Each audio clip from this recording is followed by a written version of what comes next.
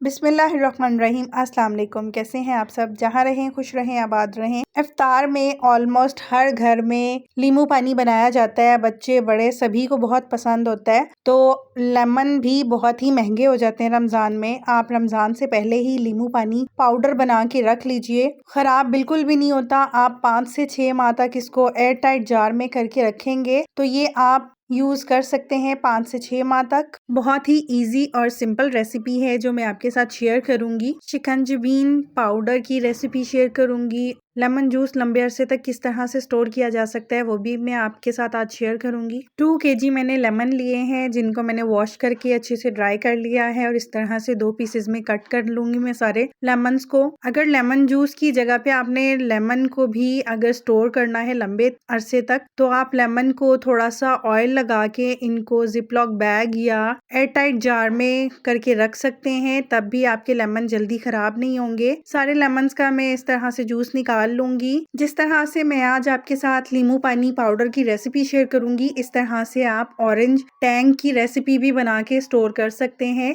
वो भी बिल्कुल इसी तरीके से बनाया जाता है। ये देखिए सारे लेमन्स का मैंने जूस निकाल लिया है। इनको मैं स्ट्रेन कर लूंगी क्योंकि इसमें बीज और पल्प है जो कि हम लेमन पाउडर बनाएंगे तो उसमें बिल्कुल भी अच्छा नहीं लगेगा, बीज कड़वा हो जाता है, इसलिए हम इसको स्ट्रेन जरूर करेंगे। कुछ लेमन के जूस को मैं इस तरह से आइस क्यूब्स मोल्ड में डाल के स्टोर कर लूंगी, कुछ को मैंने जिप लॉक बैग में डाल के फ्रीज किया है। ये देखिए नेक्स्ट डे की वीडियो मैं आपको दिखा रही हूँ जब लेमन फ्रीज हो चुका है। इसको आइस क्यूब से निकाल के जिप लॉक बैग में डाल के हम स्टोर कर लेंगे। जब भी लेमन यूज करना हो तो 1 क्यूब या 2 क्यूब जितने रिक्वायरमेंट होगी उतना यूज कर लेंगे।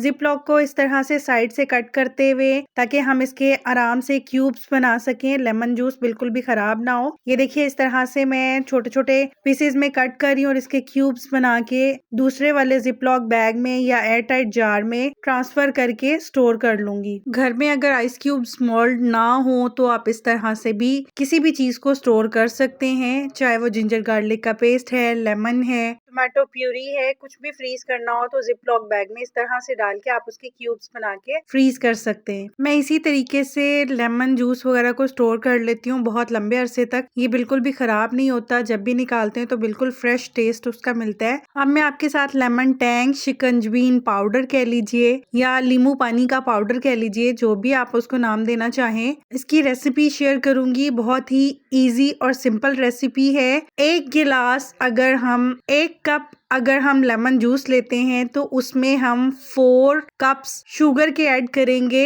यानी जितना हम लेमन जूस यूज कर रहे हैं उसके 4 गुना हमने उसमें शुगर ऐड करनी है। यहाँ पर मैंने 2 कप्स लेमन जूस लिए हैं और 8 कप मैंने शुगर के ऐड किए हैं। अच्छे से इसको मिक्स कर लेंगे ताकि सारी शुगर में लेमन अच्छे से अब्जॉर्ब हो जाए।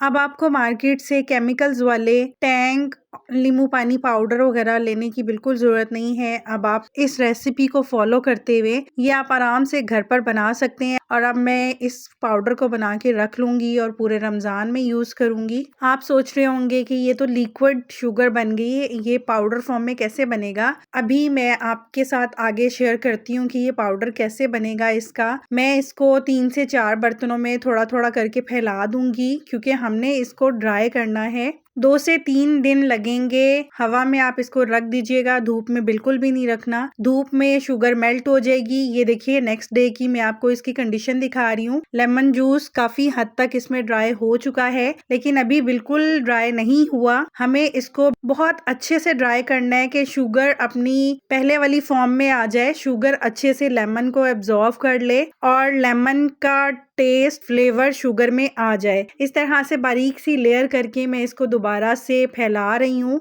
ताकि शुगर को हवा लगती रहे और शुगर जल्दी ड्राई हो जाए। मैं ज्यादा क्वांटिटी में बना रही हूँ क्योंकि ये परफेक्ट रेसिपी है। 1 कप लेमन जूस और 4 कप शुगर परफेक्ट रेशो है। अगर आप कम क्वांटिटी में भी बना के ये चेक करना चाहते हैं तो कर सकते हैं। अगर आपका परफेक्ट बने तो फिर उसके बाद आप ज्यादा क्वांटिटी में बना सकते हैं। मैं ज्यादा क्वांटिटी में बना रही हूँ इसलिए इसको ड्राई होने में थोड़ा टाइम लगेगा। आप कम क्वांटिटी में बनाएंगे तो जल्दी ड्राई हो जाएगा। थर्ड डे की ये कंडीशन है शुगर की, अभी भी इसमें नमी बकाया है, बिल्कुल अच्छे से ड्राई नहीं हुआ। कम से कम भी 4 से 5 दिन जरूर लगेंगे, क्योंकि सर्दियां हैं, आपको पता सर्दियों में वैसे भी चीजों में नमी रहती है। अगर गर्मियां होती तो आप पंखा चलाते तो वो 2 दिन में भी ड्राई हो जाना था। मुझे भी इसको ड्राई करने में कम से कम 4 से 5 दिन लगे हैं। ये देखिए अब बिल्कुल ड्राई हो चुका है। मिक्सी जार में डाल के मैं इसको ग्राइंड कर लूंगी और पाउडर बना लेंगे और छान लेंगे, ताकि शुगर के जो लम्स वगैरह हैं वो हम सेपरेट कर लें और पाउडर बिल्कुल सेपरेट कर लें।